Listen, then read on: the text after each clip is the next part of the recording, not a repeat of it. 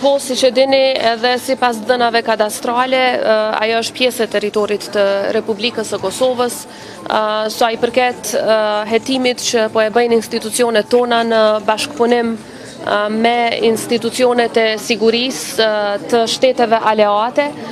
Ne ende po presim konkluzionin final, megjithatë sa i përket informatave deri tanishme që i kemi nga institucionet e sigurisë, ju e keni parë edhe deklarimin publik të Policisë së Kosovës, por edhe institucionet e tjera të sigurisë e kanë të njëjtin konkluzion, pra që ka qenë brenda teritorit të Kosovës. Mirë po, përtej kësaj, përtej çështjes se ku ka ndodhur, pavarësisht se ku të ketë qenë ndodhur, kjo prapë se prapë është krim,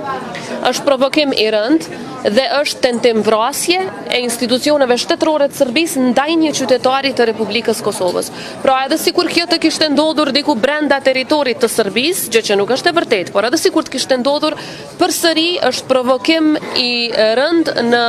kundërshtim me synimet për paqe dhe stabilitet afatgjatë në rajonin ton, gjë të cilën Serbia e rrezikon vazhdimisht. Si presidente që nga dita e parë jam vazhdimisht në komunikim me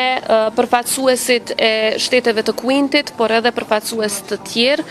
lidhur me këtë që ka ndodhur dhe me këtë shkelje të rëndë nga ana e Serbisë, po ashtu përfaqësuesi ynë në Beograd, ambasadori Jashari, ka tentuar disa herë që ta vizitoj të plagosurin, mirë po nuk është lejuar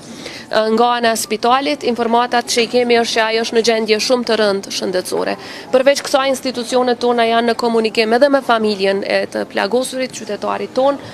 dhe po ashtu me të gjithë dëshmitarët të cilët e kanë parë ngjarjen dhe çfarë ka ndodhur.